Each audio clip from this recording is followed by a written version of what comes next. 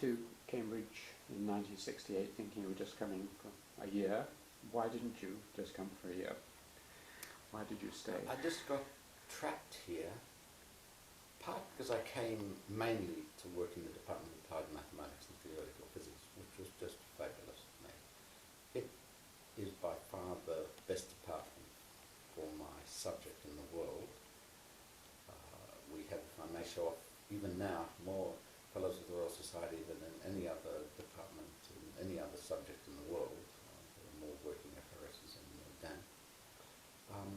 Partly, I had a fabulous head of department, an Australian, who really worked quite hard to help me make the transition from Australian/American PhD into Cambridge in particular, and England. Who was this? This is a man called George Batchelor, who was very clear-sighted, shrewd, physically oriented fluid dynamicist. He also was not interested in the mathematics per se. It took me maybe 4 years to get to be able to concentrate on the science, not on the mathematics. But he helped, there's no doubt about that. And he helped me in lots of ways in my career. And so, and then King's, of course, I enjoyed. King's was a wonderful place when I became a fellow. When did you become? I became a fellow due to Dan Mackenzie, totally due to Dan, in 1970. And Adrian Wood was a fellow here. And, well, you and I were made fellows the same evening. Yes. There were just wonderful people here. And I think there was a great deal of fun in King's in the first 10, 15 years of my fellowship. There's not much fun anymore, I don't think. We'll come back to that. Although this is perhaps a time to mention any particular King's people who made it fun and who became close friends. You've mentioned Dan but are there others, Gabriel or anyone else who?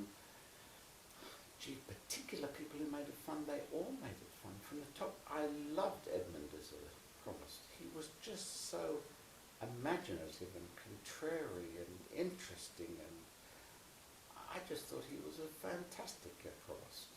Some people found him difficult because he wouldn't take a straight line, but I thought he was fantastic. I remember once when I was elected to fellowships, understanding where Edmund was going to go, which was that he voted one way as Edmund Leach, which made it a tied vote. Then he had to vote as provost and he voted the other way. And it was typical of Edmund, and I thought it was wonderful. I can imagine something.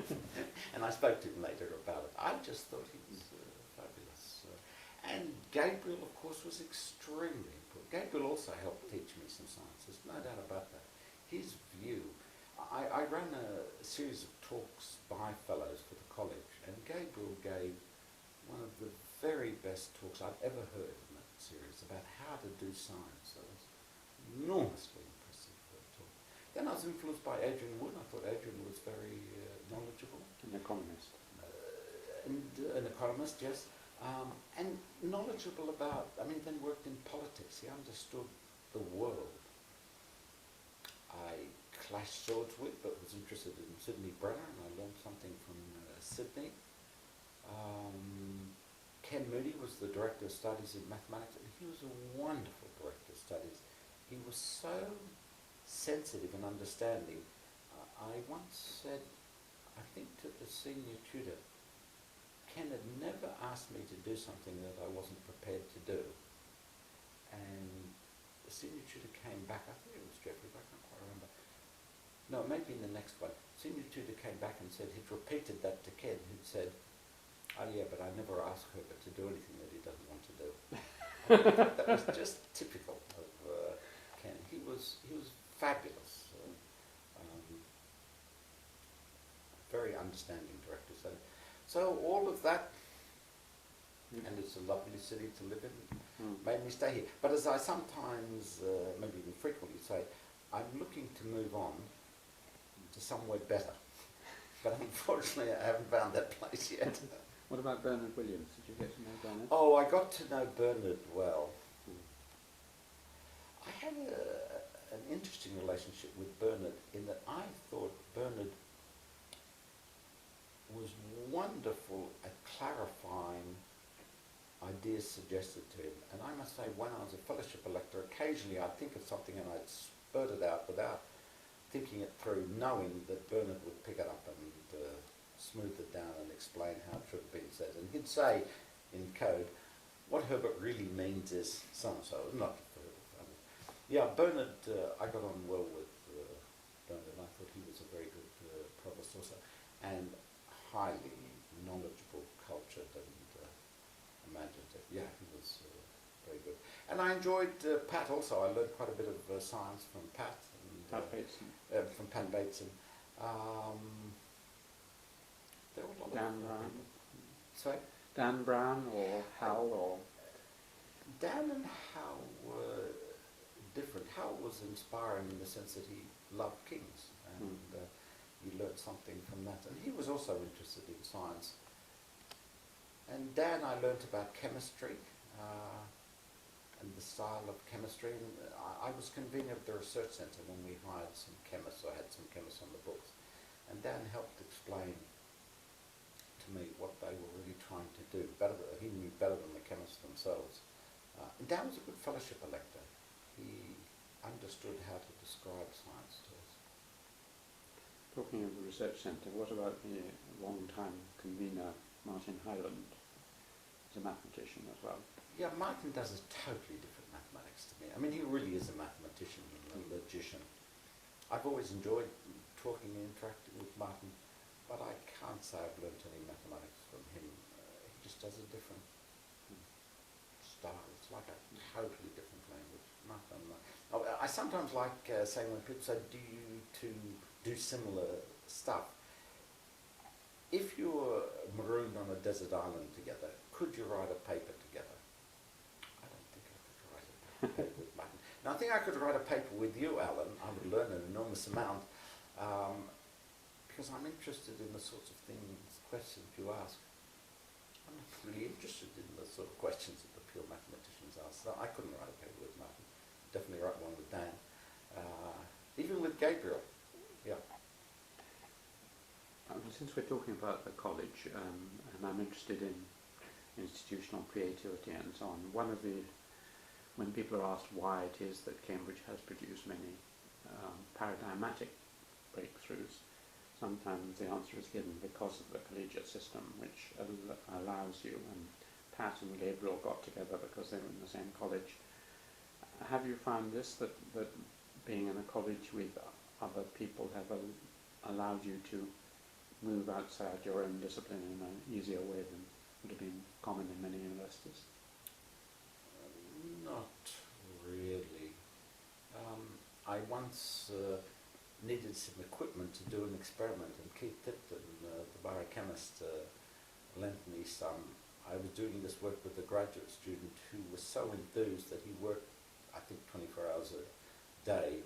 And after a week, I gave the piece of equipment back to Keith and thanked him very much. And Keith said, how come it did not work? I would have thought it would eminently suitable. I said, yeah, it worked fabulously. We've got all the experiments done. We've written the paper. And he said, what about the second paper? And I said, there is no second paper. He says, you'll find if you wait a few weeks, use this piece of equipment again, you'll get different results, and you're going to write a second paper. I always do it that way. So that helped. I've had enjoyable conversations, but I can't say my research was helped by college connections. There aren't very many people in King's who do science the same way that I do. Dan, of course, but I knew Dan anyhow. Yeah. So no, King's has not really made a way forward for me.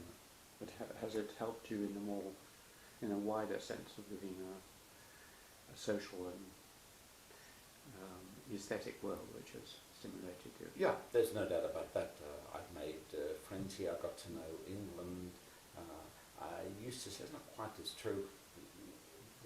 One of the real high points for me was the non-residence dinner.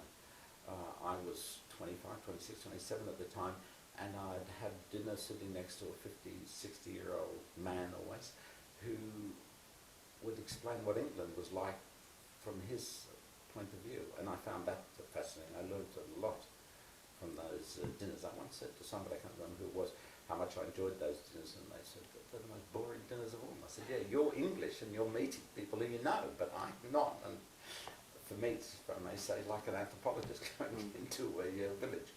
So that part, also, if I'm going to be honest, to say to people, I'm a fellow of kings, that was always extra status. I also enjoyed the chapel. I enjoyed the music in the chapel. I loved going to concerts there. As an aside, before I was made a fellow, would go frequently to concerts, and we bought tickets to hear Haydn's The Creation. Fabulous. And it turned out, maybe because I got the tickets early through the arts box or something like that, we sat 2 days after I was made a fellow behind Edmund and Celia. And I arrogantly introduced myself and said, you may not remember, but I'm the new fellow. Edmund didn't have the slightest idea who I was, but was very kind about it. Anyhow, 6 months later, we were invited to the Provost Lodge for dinner. We knocked on the door, and Celia answered, and she looked at Felicia somewhat quizzically and said, haven't I seen you before? And Felicia said, yes, we met at the Creation. Come on, said Celia, I'm not that old. But, so I enjoyed the chapel. I always loved going to the music there. I've enjoyed the chapel, that's part of King's. I've enjoyed going up on the roof. There's been some wonderful experiences on that roof, showing people around. Yeah, so I wouldn't have been happy as a fellow of many other colleges. I was offered fellowships in at least 2 other colleges, and I'm very glad I didn't take it. And one thing which is, I think, very interesting, Donald Parry was the provost when vice provost when I was made a fellow. He was enormously kind and generous, and in particular, the first night I came in, when traditionally toast was made to me, as I sat down, he said, and I do hope you bring your wife often. He hadn't the slightest idea who Felicia was or what he did, or what she did rather, but I thought how kind and generous of him. At some of the other colleges they would have thought, and don't bring your wife under any circumstance. And King's was just very welcoming in that way. Yeah, always. What about more widely in Cambridge? Have there been any, I mean, you mentioned the people in Dampt, there may be others. I've interviewed Neil Turok and so on. Are there other people in Cambridge who either you've worked with or been influenced by or become close friends with? Well, the most important is Steve Sparks, who I worked with, and who together we really originated the field of geological fluid mechanics. That was again due to Dan. What happened is that Steve rang me up one day and more or less said, I'm from the Department of Earth Sciences. Dan Mackenzie suggested I call you and ask you, well, no, he wouldn't have said, but Steve asked, do you know any fluid mechanics? And I said, yes, I do know some fluid mechanics. And Steve and I got together, and he talked about his work in earth sciences. I talked about my work, which was mainly oceanography and meteorology at the time. And by and large, neither of us understood a word the other was saying. Just totally different. But I could see immediately that Steve was a lovely guy, fabulous person, and B, was doing some very interesting, stimulating science. And I guess that I could see pretty early on that I could contribute to it. So even though I had a grant money that had started 2-3 weeks previously to work on an area of oceanography, I just turned around and started working in geological problems. I thought it was amusing, and it comes to your question of creativity. My colleagues thought this was a terrible risk, and I was really showing great courage by working in this new field. And I knew it wasn't a risk at all. There was no courage there. This was a no-brainer. It was obvious that something good would happen with Steve. Absolutely clear. So anyhow, Steve and I worked together, and we did some nice work looking at how fluid molten lava, or molten magma as it's called, behaves beneath volcanoes. And in some sense we did the first fluid dynamical investigation of how the molten rock beneath volcanoes, which powers the volcanoes, operate. Now, to help you with your creativity question, I could see that, as I say, this would be wonderful, but what I could also see was that this was not a little area, but a huge area, and there are lots of other things that could be done. So at a time, we started working together in November, and Steve went away for a very long Easter vacation in March. And one of the last things I said to him was, Steve, tell me another problem in a totally different area that I could look at while you're away. Because I knew there were so many different areas. And so Steve said something, and I said, good.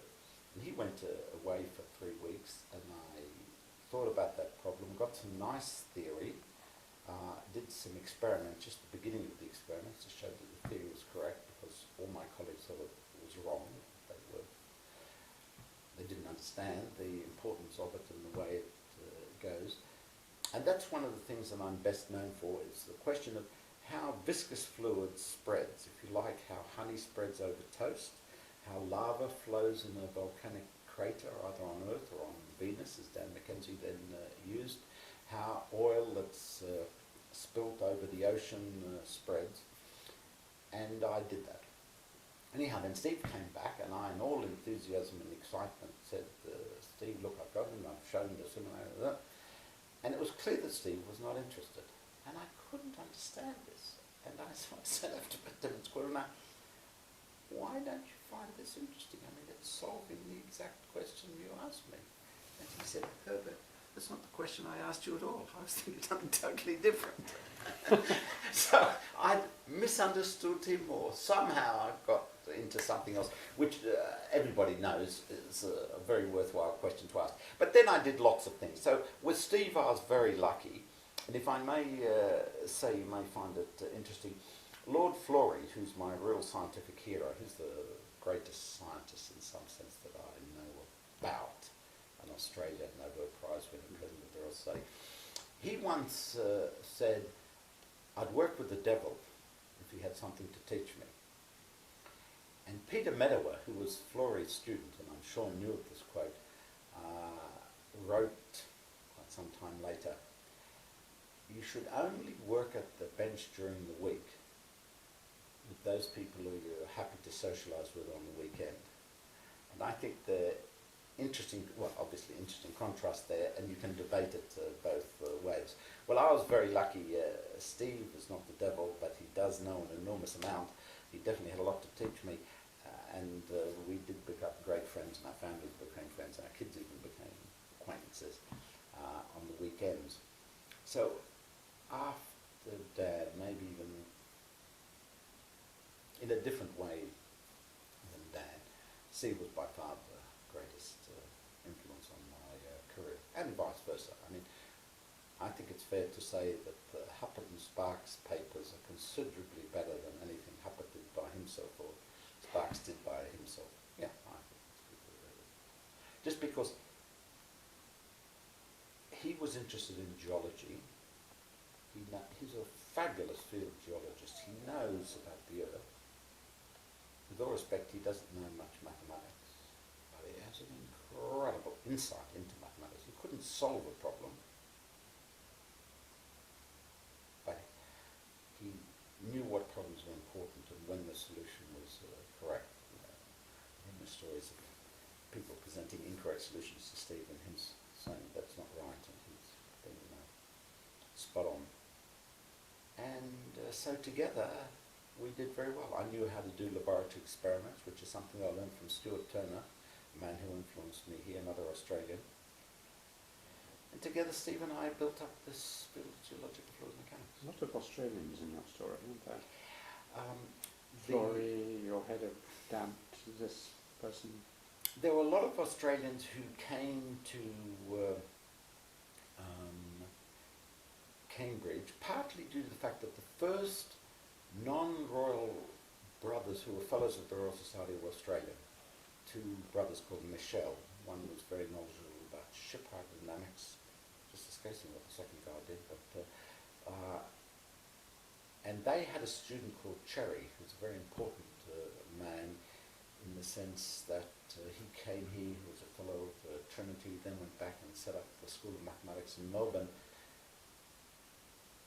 which produced this man, George Batchelor, who came over here and set up the Department of Applied Mathematics. It was brilliantly insightful of him to see that a departmental structure was needed and that people shouldn't work in their colleges. And that man, that lots of Australians would come here to do their PhDs. A few stayed on. Owen Phillips, who became an FRS, Adrian Gill, who became a Fellow of the Royal Society, myself and a number of others. Not very many now. It's not the flavour of the month to come to Cambridge anymore for Australians, but it was there. If, as I hope, this film will be watched in 100 years' time, and people will say, well, if you were an arts and humanities person, I would say sort of summarise your 3 best books, that kind of thing. But you were asked to kind of give a very short overview of what you think your 2 or 3 major contributions to science were. I mean, you've given one, which is a kind of spreading, the viscous spreading. Are there other areas of your science which should be recorded? The other one, which was the first problem in a sense that Steve and I worked on, was the understanding in these big magma chambers beneath volcanoes that the motion was turbulent, disordered and quite rapid. Before us, people had thought it was rather laminar, slow flows, and we were really the first people to definitely suggest and quantify that it would be turbulent motions. Now there's an interesting side story there that maybe 10 years after we did this, I was on a field trip in Hawaii, and we went pretty close to a volcanic crater, and the leader of the field trip said, and the magma, we can't take real measurements there, the magma is in turbulent motion. And I got incredibly excited and thought, my God, I wonder how she knows that. It was a female. And I said, how do you know that it's in turbulent motion? And she looked at me and said, oh, stupid, totally stupid. And I thought, that's a reasonable question to ask. She just said it's in turbulent motion. So I said, how do you know it's in turbulent motion? And after a few seconds and quietness, she said, Huppert and Sparks tells you it's turbulent. Surely you know that. So she had no better evidence than I did. So that's the second one. The third one, with a very intelligent graduate student. I've been lucky. I've had some wonderful graduate students. In fact, at one stage, 6 graduate students in a row became research fellows of colleges, so they were really pretty terrific. And with one of them, I set up an aspect, if not the quantitative investigation into solidification, how a melt turns into a solid. So that's useful to know how magma solidifies to form the rocks, how lava solidifies, also how ice is formed on seawater, or from seawater on the surface of the ocean. And he was a very good graduate student. He did some very nice theory for his PhD. And surprisingly, I was feeling rather low when he left, maybe because he left even. And I thought, you know, why don't I do some experiments looking into this? And so I did a whole series of experiments, which from a scientific point of view were the best experiments I've ever done. And the reason was that his theory and these experiments were totally and utterly different. No agreement whatsoever. And that was beautiful. You learn from an experiment like that. I've done lots of experiments where the data is exactly on a theoretical line. You don't learn anything, waste of time. And part of his dissertation had looked at another possible form of motion. He hadn't done much on that, but he'd done just a little bit on that. And I can't remember exactly, but I think I saw quite quickly, oh yeah, I did see quite quickly, because you could have a look at the observations, that that little part was relevant, so-called mushy layers. Instead of it being totally solid or totally liquid, there's something called a mushy layer, which is liquid bathing interstitial liquid bathing parts of a solid. So it's partly solid and partly liquid. And we then wrote a nice paper in Nature with a fabulous front cover photograph, and so it's got a lot of publicity, of how a mushy layer ought to work. We weren't the first to do that. A man who I know quite well and like, and disputed this with, a man called Paul Roberts, wrote down the equations first, but he made it too complicated and didn't get the solutions. That's my view. His view is that you have to be general, and it comes back to this mathematical science. I think he's a very good mathematician, without a doubt, a very good mathematician, but I prefer to do science the way we do it. And so we developed this idea of mushy layers, and Greg Worcester, my student, and now professor, now senior tutor at Jersey, developed it further to some large extent by himself.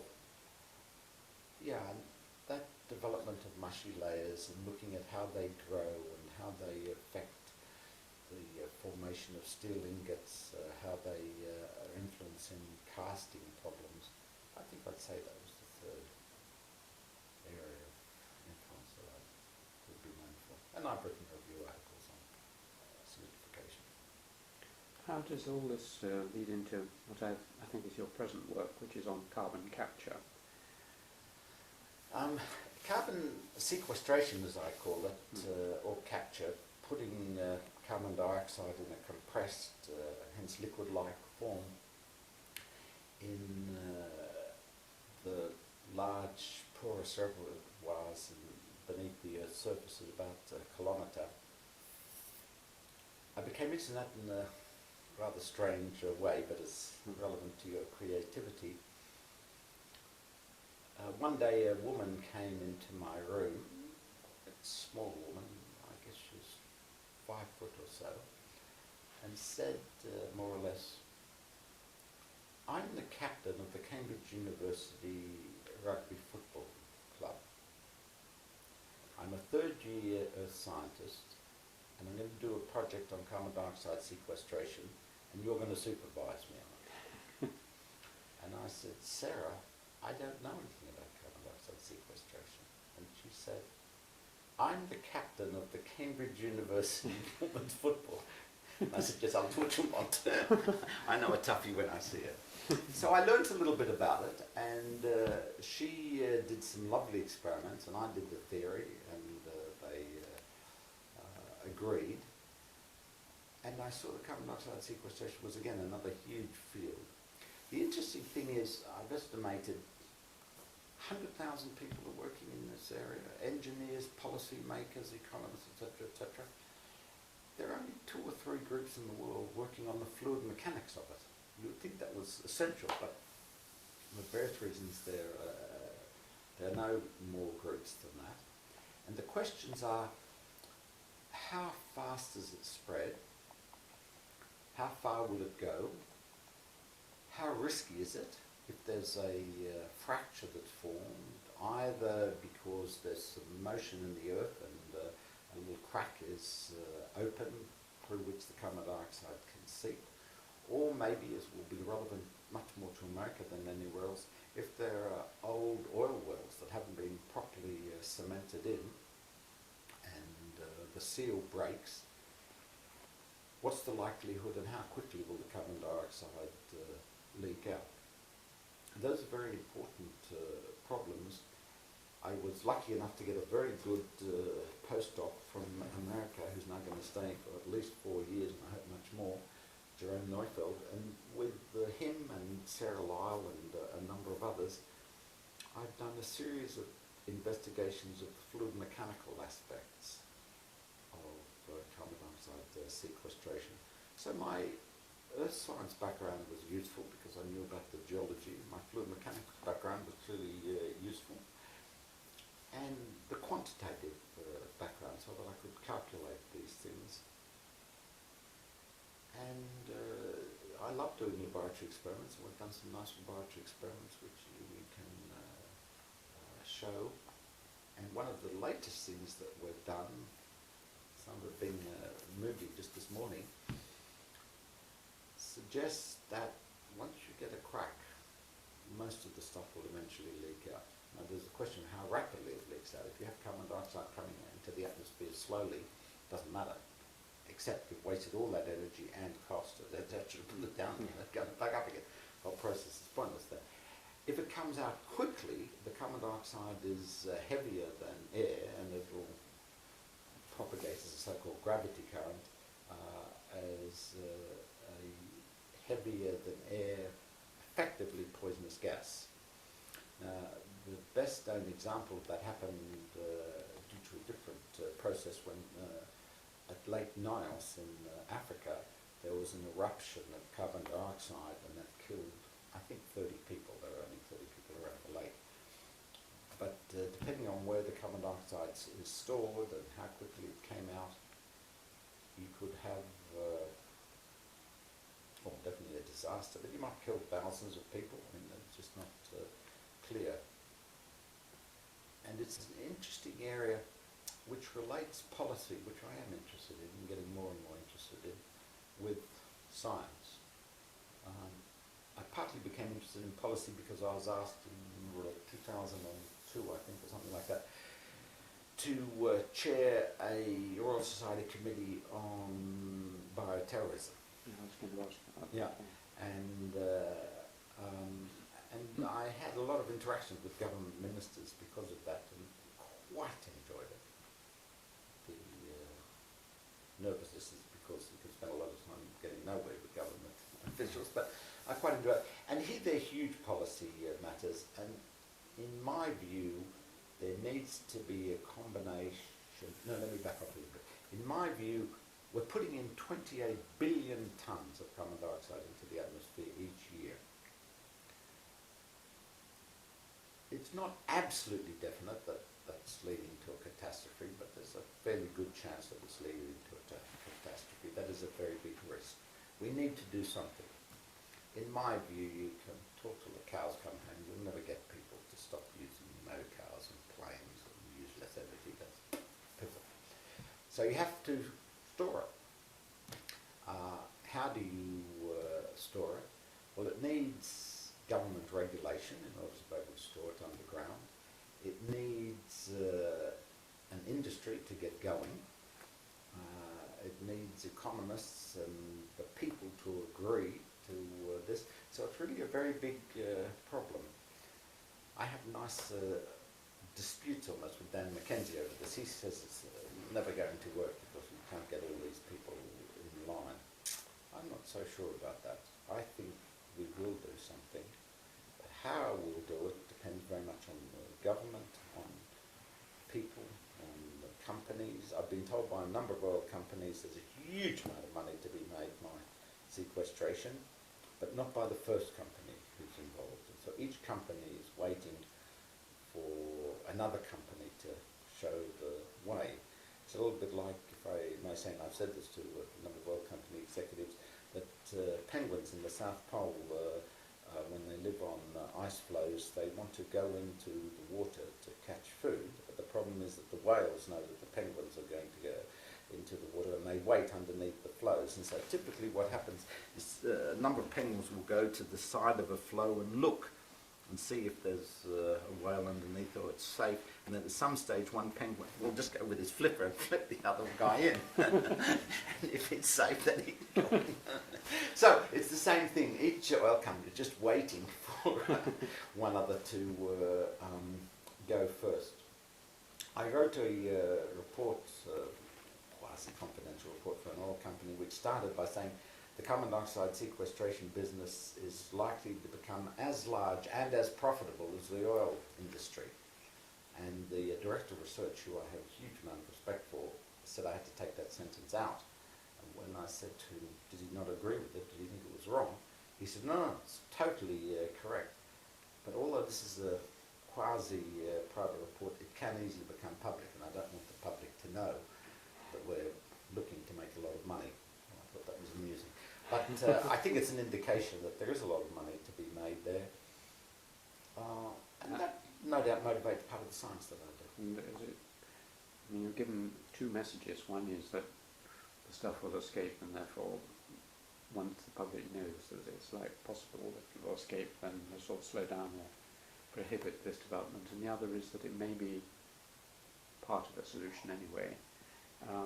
I suppose it's just a journalist's question of how optimistic you are about this being a solution to this huge tragedy that's unfolding.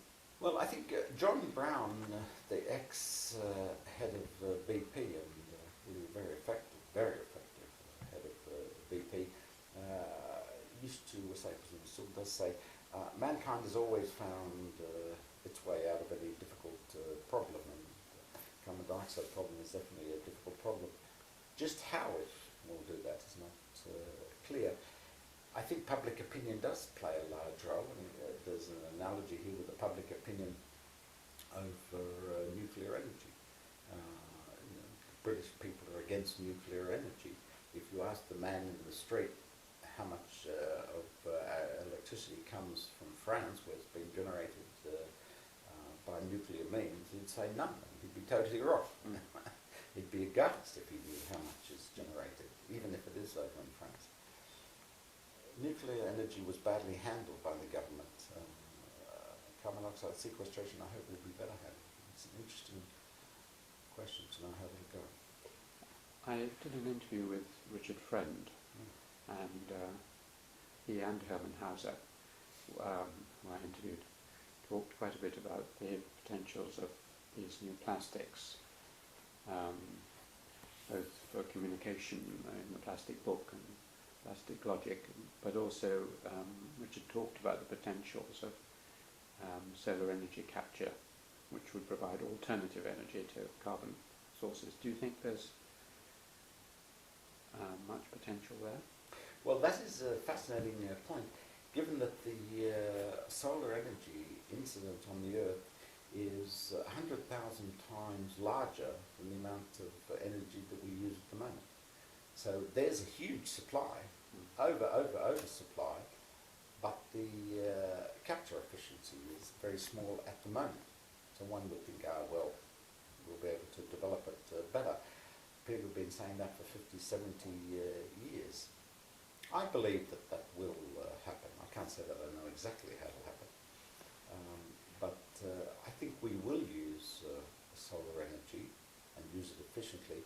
But that may mean that it's even more important to know how to capture the carbon dioxide that we're using at the moment, because there will come a time soon when we won't be producing so much carbon dioxide, so we could really store it and just leave it in the ground for 10,000 years, because there won't be more used.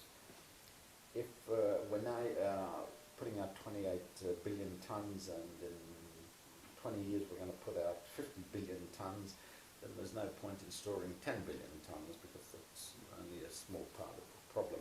We need to store about 14 billion tonnes at the moment, about half.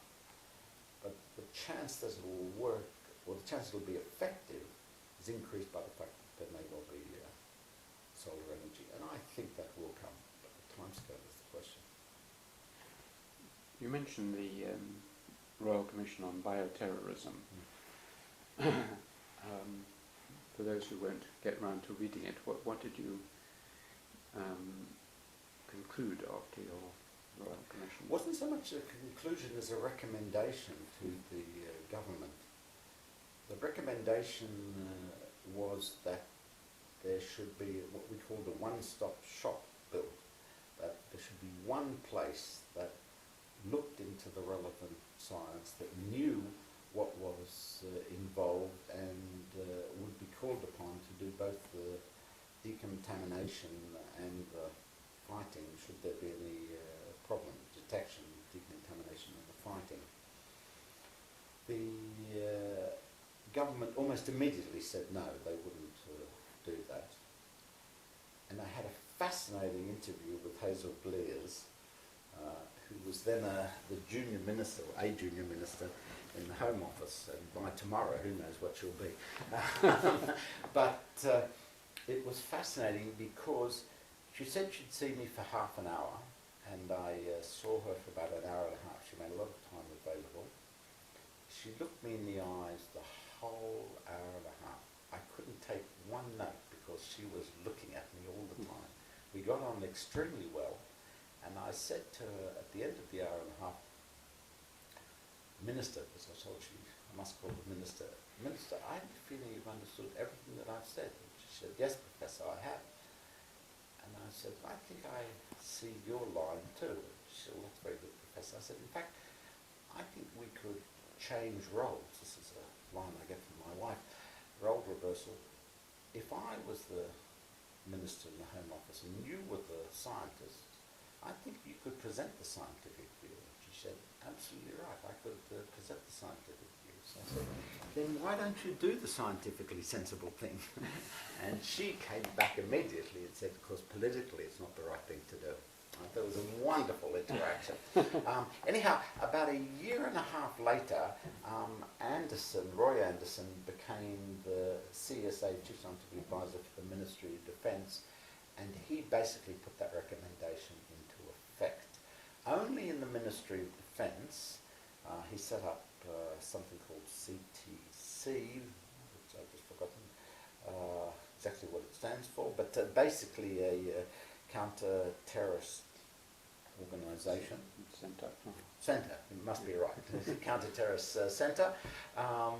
And that is doing more or less what we had in mind in the major aspect.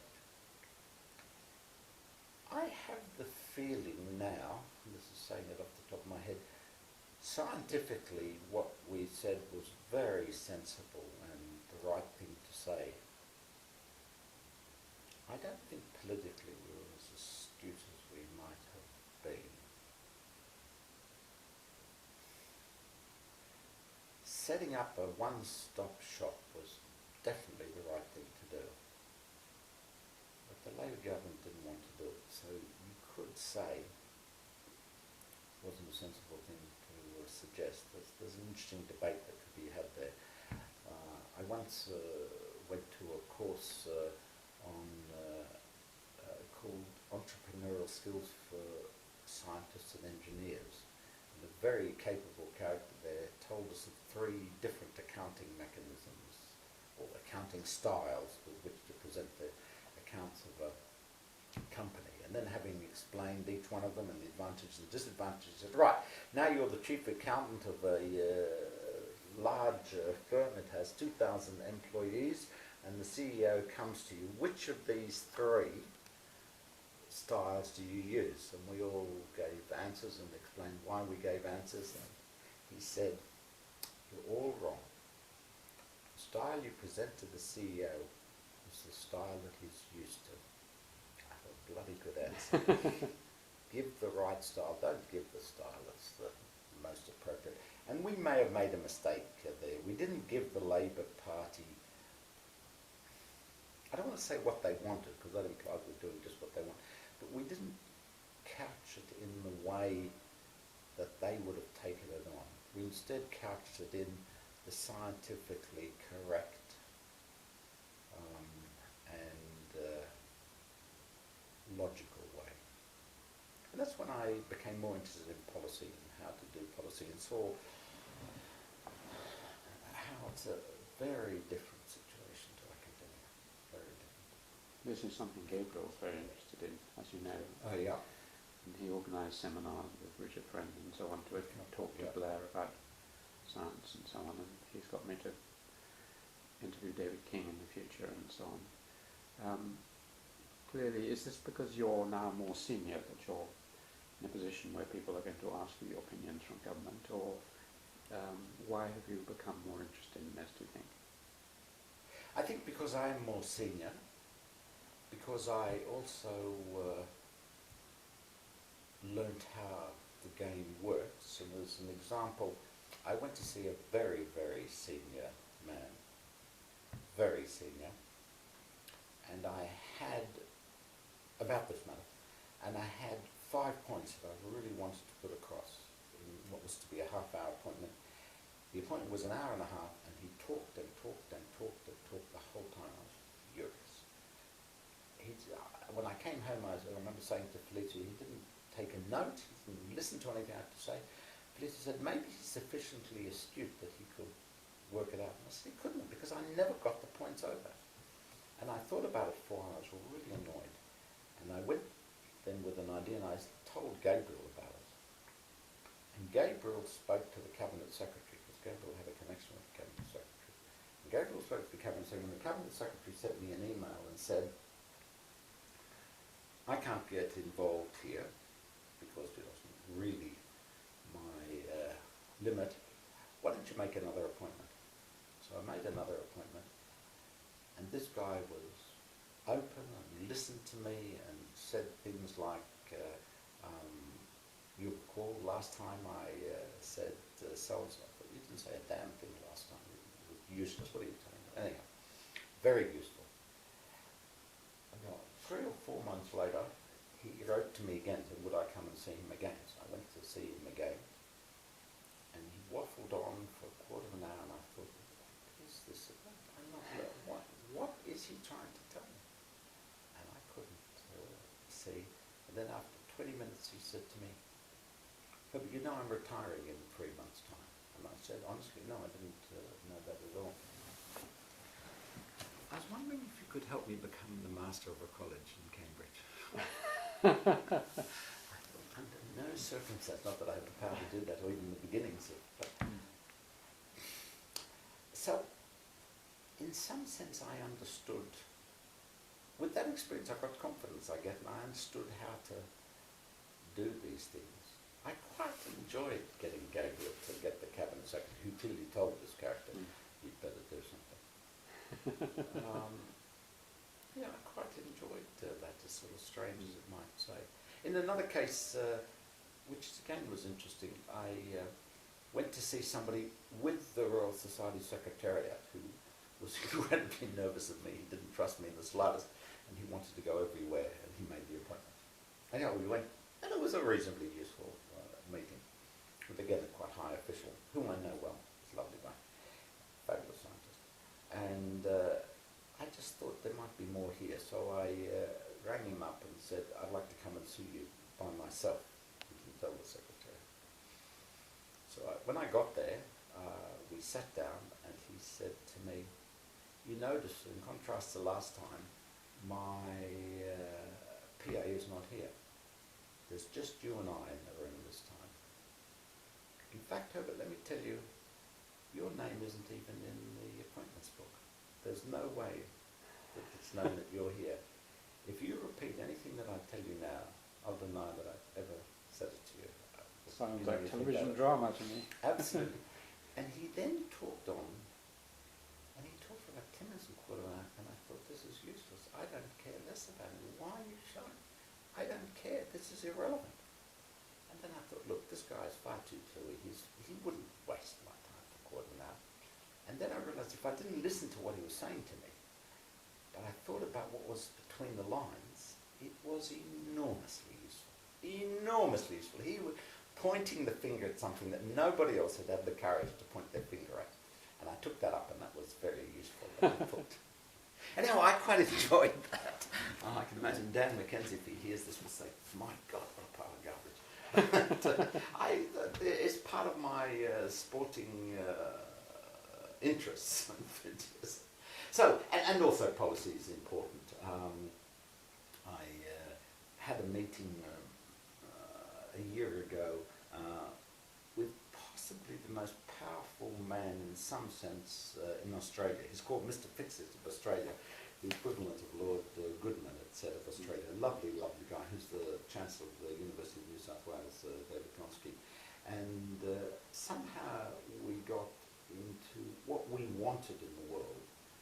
And Gonski said he wanted to make a difference. That was the important thing for him, to make a difference. And I thought it was a good answer. It was better than the answer I gave. And I think part of being interested in policy is wanting to make a difference. I can write papers and have 100 citations. Does it really make any difference? I'm not so sure. Well, it does if you're Dan Mackenzie and you write some of his papers, but even some of Dan's papers.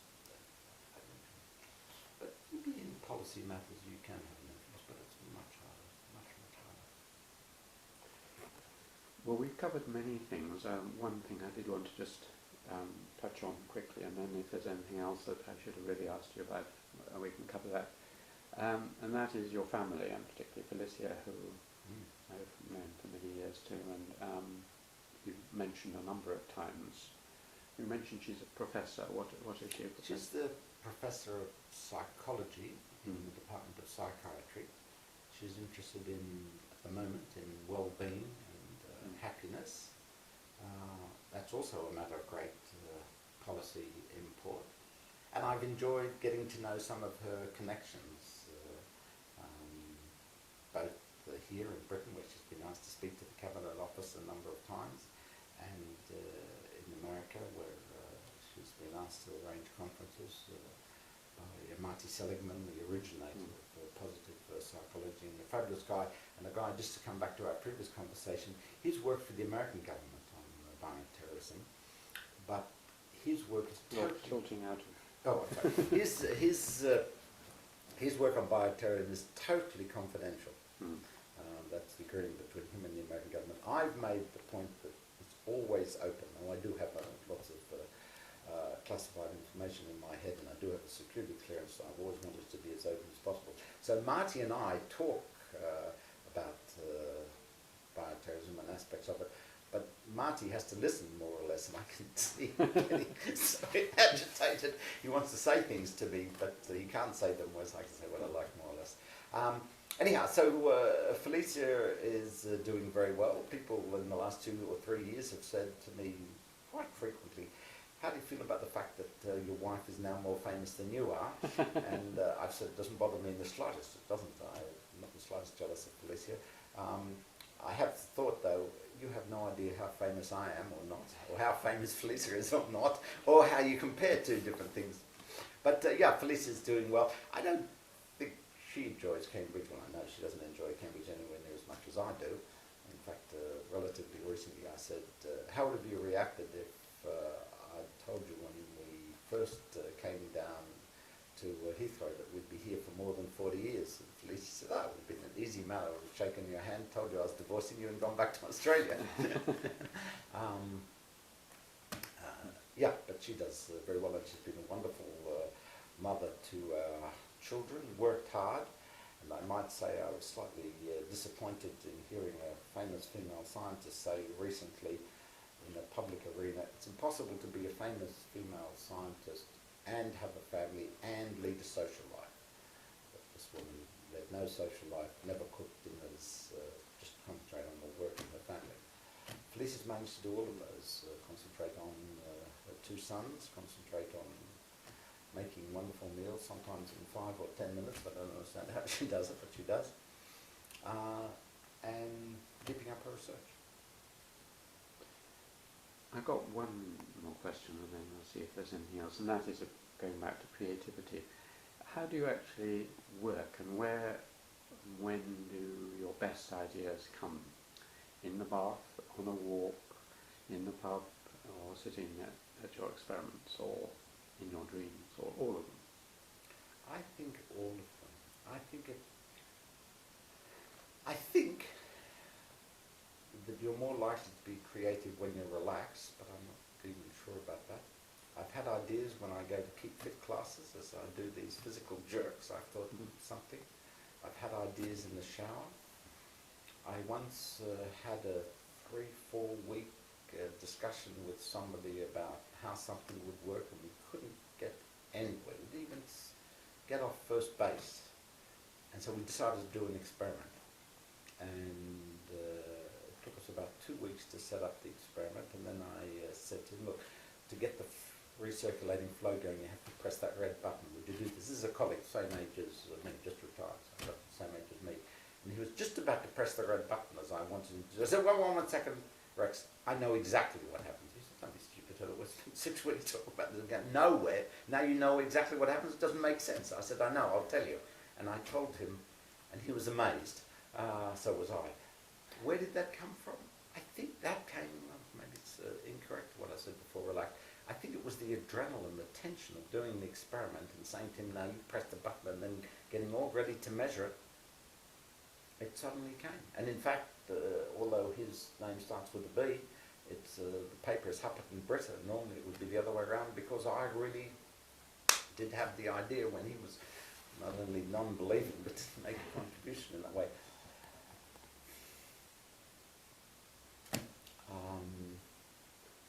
The other day I was thinking, and this relates to carbon dioxide sequestration, about the efficiency of storage. If you pump it in and there's a hole, how much of it will eventually find its way out of the hole?